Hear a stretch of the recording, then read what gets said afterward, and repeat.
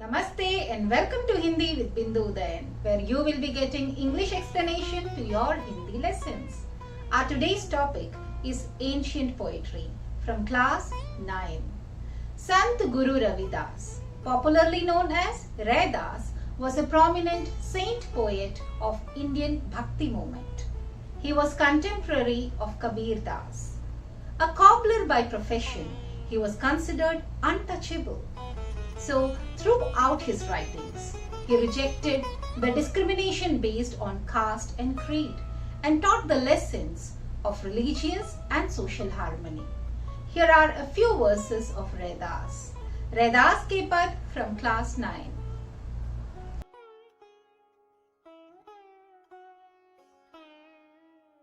Here is the first poem from the textbook Sparsh Bhag 1 for class 9th. Raidas ke pad.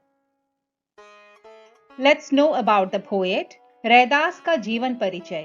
गुरु संत रैदास 15वीं शताब्दी के एक महान संत, दार्शनिक, कवि और समाज सुधारक थे। गुरु संत Raidas was a great saint, philosopher, poet as well as a social reformer of 15th century. वह निर्गुण भक्ति धारा के सबसे प्रसिद्ध और प्रमुख संतों में से एक थे और उत्तर भारतीय भक्ति आंदोलन का नेतृत्व करते थे। He was one of the most popular and important saints of the Nirgun Bhakti Dhara and led the Bhakti revolution in North India. Raidas नाम से विख्यात संत रविदास का जन्म सन 1388 ईस्वी को बनारस में हुआ था, popularly known as Raidas. Ravidas was born in 1388 in Banaras. Raidas Kabir के समकालीन हैं. He was a contemporary of Kabir. वह आध्यात्मिक रूप से समृद्ध कवि थे. He was a spiritually learned person. उन्होंने अपने अनुयायियों, समुदाय के लोगों, समाज के लोगों को कविता लेखन के माध्यम से आध्यात्मिक और सामाजिक संदेश दिए हैं. He gave his messages on spirituality and social reformations to his followers, people of his community and his society through the medium of poetry. Raidas की ख्याति से प्रभावित होकर सिकंदर लोदी ने इन्हें दिल्ली आने का निमंत्रण भेजा था. Impressed by the popularity gained by Raidas, Sikandar Lodi invited him to Delhi. संत कवि रविदास ने अपनी रचनाओं के माध्यम से समाज में व्याप्त बुराइयों को दूर करने में महत्वपूर्ण योगदान दिया. Through his compositions, Raidas played an important role in the eradication of social evils prevalent in the society during his times. Raidas ने ऊंच नीच की भावना तथा ईश्वर भक्ति के नाम पर किए जाने वाले विवाद को निरर्थक बताया. He revealed the meaninglessness in the prejudices prevalent in the society on the basis of castes and communities, and also considered the debates on the various means of worshipping of God to be baseless. उनका विश्वास था कि राम, कृष्ण, करीम, राघव आदि सब एक ही परमेश्वर के विविध नाम हैं. He believed that Ram, Krishna, Kareem, Raghav all to be one and the same God with various names. उनके अनुसार ईश्वर एक हैं और वह जीवात्मा के रूप में प्रत्येक जीव में मौजूद हैं. According to him, there was only one God and he was present in each and every living thing as the Jivatma or the essence of life. यहाँ रैदास के दो पद लिए गए हैं. Here we will discuss two of the verses written by Raidas. पहले पद में कवि अपने ईश्वर को याद करते हुए उनसे अपनी तुलना करते हैं. In the first verse और पद, the poet commemorates God and compares himself with God by giving various examples.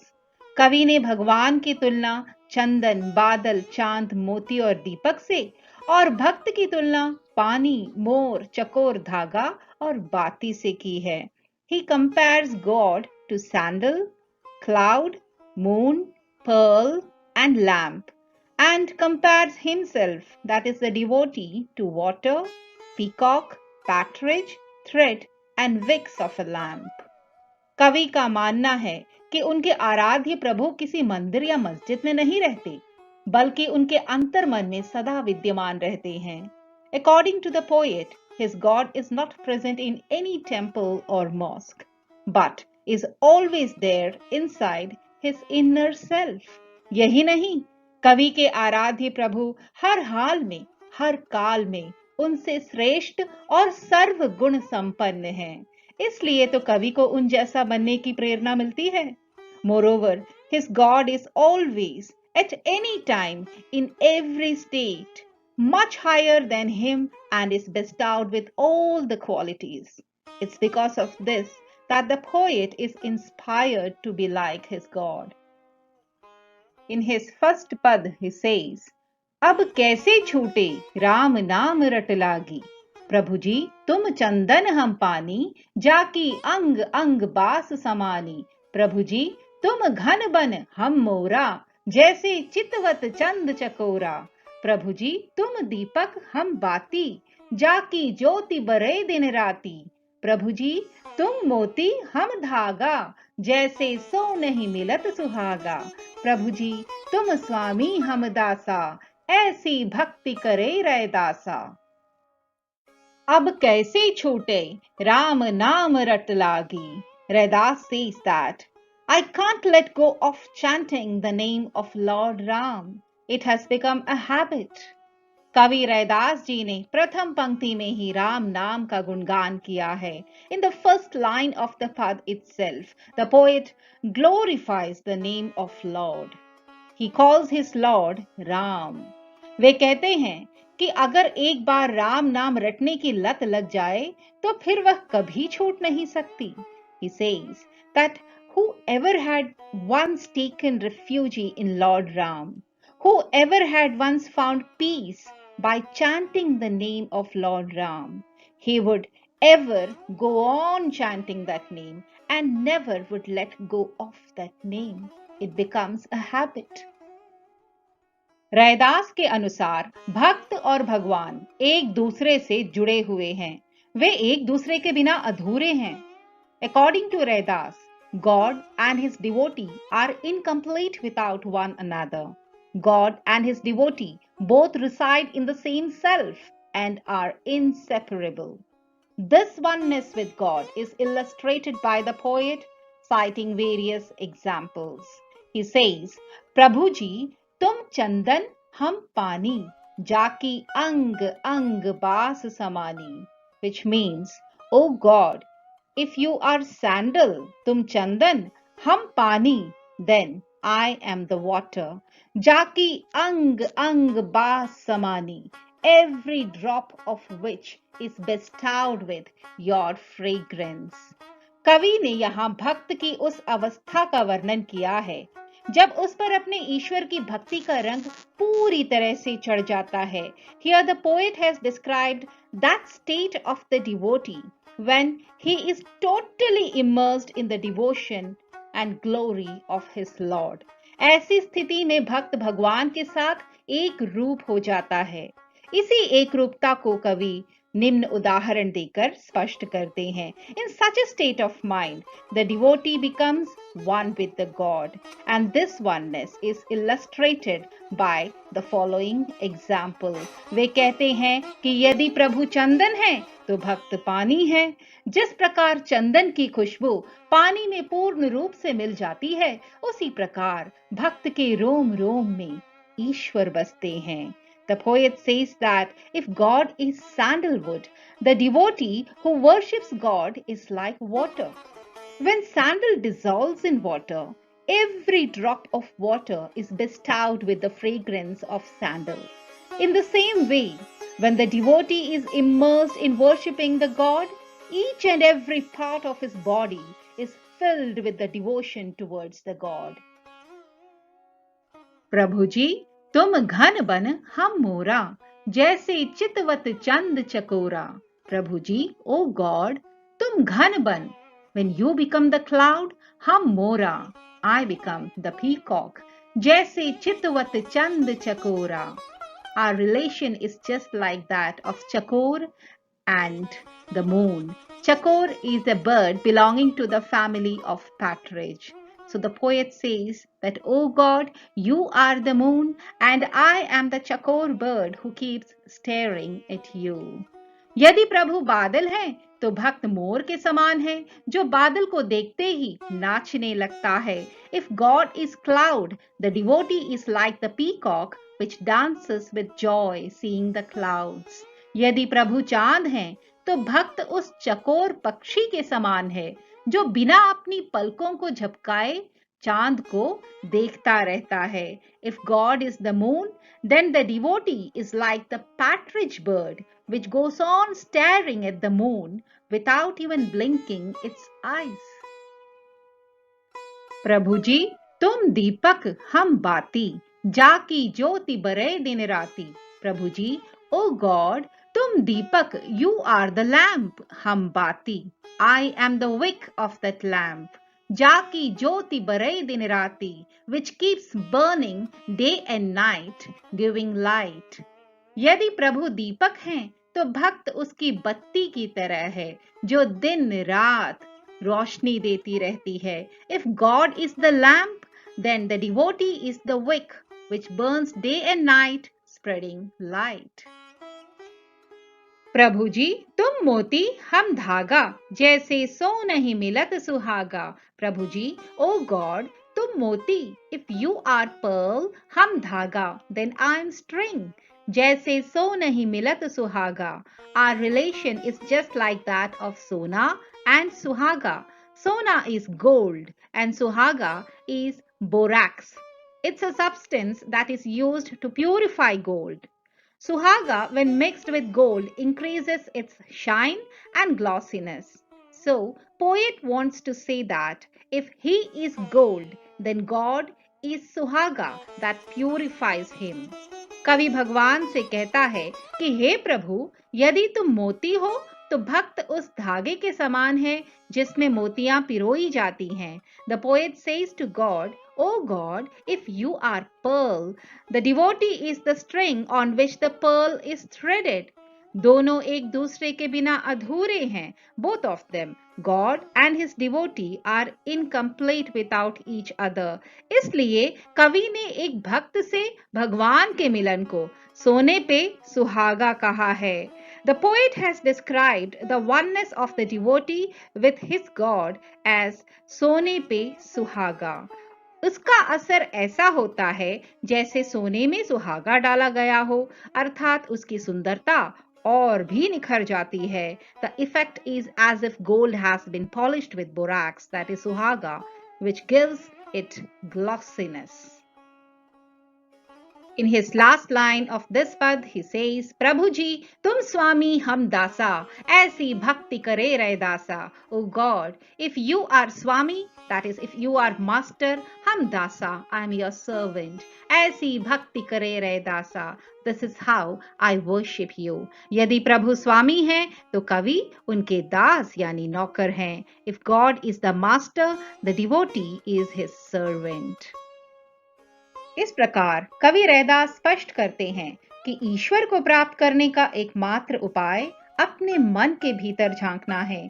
In this way, citing various examples, poet Raidas wants to say that the only way to attain God is to peep into one's own self or inner self.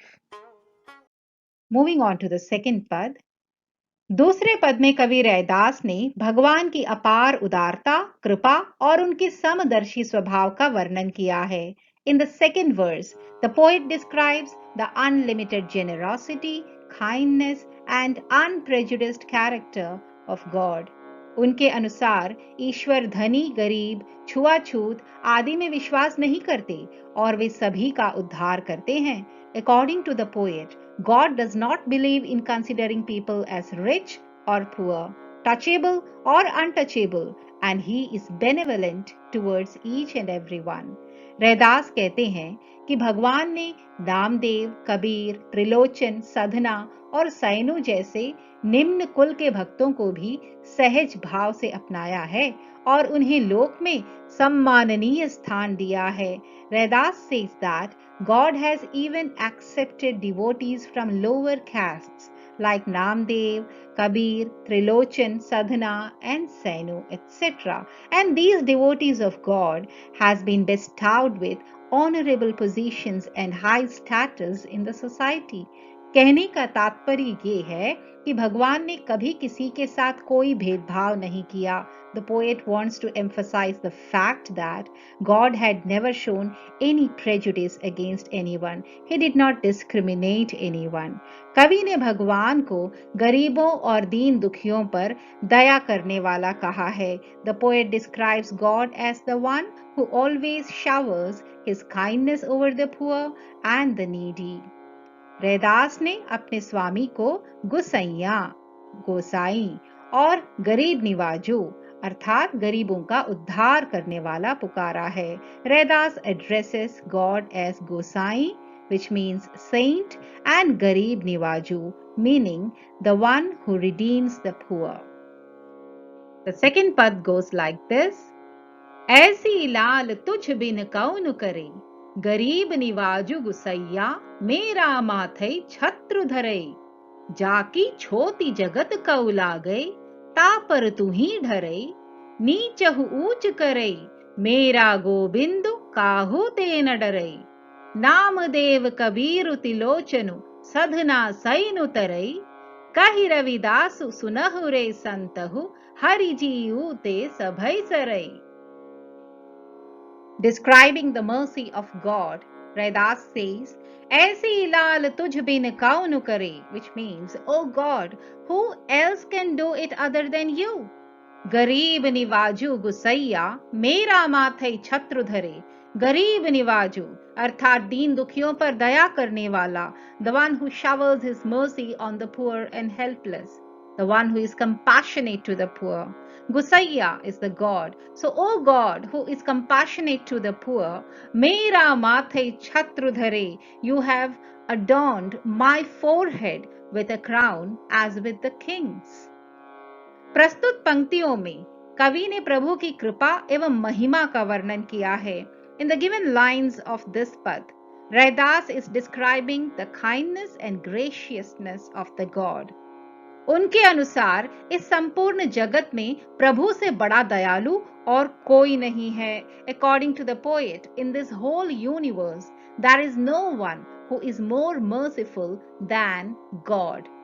वे गरीब एवं दीन दुखियों को समान भाव से देखने वाले हैं. God is very compassionate towards the poor as well as the helpless ones. वे मनुष्य मनुष्य के बीच कोई भेदभाव नहीं करते. He does not discriminate among people. इसी कारणवश कवि को यह लग रहा है कि अछूत होने के बाद भी उन पर प्रभु ने असीम कृपा की है. Because of this, the poet feels that though he belonged to a lower caste considered by the society as untouchables, God seemed to have immensely showered his kindness and blessings on him. प्रभु की इस कृपा की वजह से कवि को अपने माथे पर राजाओं जैसा छत्र महसूस हो रहा है. Because of these blessings from God, the poet feels as if he is adorned with a crown on his forehead as with the kings. जाकी छोटी जगत कऊ लागे, ता पर तू ही ढरे. जाकी छोटी जगत कऊ लागे, which means those who were considered as untouchables by the people in this world. ता पर तू ही ढरे, you redeemed them. नीचहु ऊंच करे, मेरा गोबिंदु काहू ते न डरे. नीचहु ऊंच करे, you uplifted the downtrodden. मेरा गोबिंदु काहू ते न डरे. My God is not scared of anyone. जिन लोगों को संसार के लोग अछूत मानते हैं, उन पर तुमने ही कृपा की. The poet says that God showered his mercy on the people who are considered as untouchables in this society. भगवान के छूने से अछूत मनुष्यों का भी कल्याण हो जाता है. With one touch of God, He can redeem and uplift a person belonging to lower caste. भगवान अपने प्रताप से किसी नीच जाति के मनुष्य को भी ऊंचा बना सकते हैं. God fills the person with so much glory that He uplifts him from lower class to the upper strata of the society. Raidas का कहना है कि उनका गोविंद किसी से नहीं डरता, अर्थात ईश्वर के लिए सब कुछ संभव है. The poet says that his God is immensely powerful and is not afraid of anyone. Namdev Kabir Tilochan Sadhna Sain उतरै, कहि रविदास सुनहु रे संतहु हरि जीऊ ते सभय सरे. In these lines, Raidas mentions 5 other saint poets like him who belonged to lower caste and were considered untouchables. They were Namdev, a famous saint poet of Maharashtra who wrote poems in Hindi and Marathi. Kabir, the most popular revolutionary saint poet of medieval period who was a weaver. Tilochanu or Trilochan, a famous Vaishnav scholar. He is considered the teacher of Gyandev and Namdev. Sadhana, a renowned saint poet who was the contemporary of Namdev. He was a butcher. And Sainu, a famous saint who was contemporary of Guru Ramanand and was a barber. By giving examples of these people, Raidas wants to say that God had bestowed the high status of a saint to these ordinary people. Namadev Kabir Tilochan Sadhana Sainutare. Kahi Ravidasu, Raidas says that Sunahure Santahu Hari Jiu Te Sabhay Sare. The glory of God is unlimited. He makes everything possible. कवि उदाहरण देते हुए कहते हैं कि जिस ईश्वर ने कबीर जैसे जुलाहे, सधना जैसे कसाई, सहनु जैसे नाई तथा त्रिलोचन और नामदेव जैसे अछूत माने जाने वाले व्यक्तियों को समाज में संत का ऊंचा पद प्रदान किया और उनका उद्धार किया था, वे हमारा भी उद्धार करेंगे. Raidas says that the God who had presented the high status of a saint to people like Kabir, Sadhana, Sainu, Trilochan and Namdev who belonged to lower castes, the same God is sure to save us too. He will bless us and provide us salvation. प्रभु की कृपा से उन्होंने इस संसार रूपी सागर को पार कर लिया. Those people who were poor or discriminated, they have been saved by God from this world, which is like an ocean. कवि कहते हैं कि हरि यानी प्रभु की महिमा अपरंपार है, वो कुछ भी कर सकते हैं. The poet says that the glory of God is unlimited and immeasurable. इस तरह उन्होंने हमें उस समय के समाज में व्याप्त जात पात, छुआछूत जैसे अंधविश्वासों का त्याग करने की सलाह दी है. Giving such examples, Raidas has advised the people to eradicate the superstitions and social evils like untouchability, which were very much prevalent in the society during his days. Raidas की वाणी भक्ति की सच्ची भावना, समाज के व्यापक हित की कामना तथा मानव प्रेम से ओतप्रोत थी. The words of Raidas reflects his true devotion and love towards God, his desire to bring about the welfare of the society, and the care and compassion of human beings towards one another. उन्होंने अपने आचरण और व्यवहार से यह प्रमाणित किया कि मनुष्य अपने जन्म तथा व्यवसाय के आधार पर महान नहीं होता है. His character and mode of conduct very much brings out the fact that a person does not attain glory because of his birth or his job or profession. विचारों की श्रेष्ठता, समाज के हित की भावना से प्रेरित कार्य तथा सद्व्यवहार जैसे गुण ही मनुष्य को महान बनाने में सहायक होते हैं. High thinking, the desire to uplift one's society, and the deeds which one does to achieve this, and good morals makes a person truly great. इन्हीं गुणों के कारण संत रैदास को समाज में अत्यधिक सम्मान मिला और आज भी लोग इन्हें श्रद्धा पूर्वक याद करते हैं। It is for these characteristic traits that Raidas gained great respect from his society, and till date he is considered a great soul. Let's give a quick revision. कवि रैदास ने भगवान और भक्त की तुलना किन किन चीजों से की है? With what has the poet Raidas compared God and his devotee? कवि रैदास ने भगवान और भक्त की तुलना चंदन और पानी, बादल और मोर, चांद और चकोर, दीपक और बाती और मोती और धागे से की है। Poet Raidas compares God and devotee to sandalwood and water, cloud and peacock, moon and chakor, that is partridge, lamp and wick, pearl and the string. Raidas ने अपने स्वामी को किन किन नामों से संबोधित किया है? By what names has Raidas addressed his God? Raidas ने अपने स्वामी को राम, लाल, गरीब निवाजू, गुसैया, गोविंदु और हरि कहकर संबोधित किया है। Raidas has addressed God as Ram, लाल, गरीब निवाजू, गुसैया, गोविंदु and हरि। रैदास के अनुसार ईश्वर ने किस प्रकार के लोगों को सम्मान प्रदान किया है? According to Raidas, what kind of people were honored by God? ईश्वर ने समाज में अछूत माने जाने वाले व्यक्तियों को सम्मान प्रदान किया है। God has bestowed honor on those who are considered to be अछूत और untouchables in the society. Raidas के स्वामी ने किन लोगों का उद्धार किया है? Which people have been redeemed by the Lord? Namdev, Kabir, Trilochan, सधना और सैनु को संत की पदवी देकर रैदास के स्वामी ने उनका उद्धार किया है। Namdev, Kabir, सधना, Trilochan and Senu have been redeemed by God by giving them the title of saint. That was Raidas ke Pad from class 9th, a poem that makes us realize that God is a lively and loving consciousness deep inside of us. Hope you have understood the explanation of the poem. Thank you for watching. Please don't forget to like, share and subscribe. See you again in the next video with a new lesson.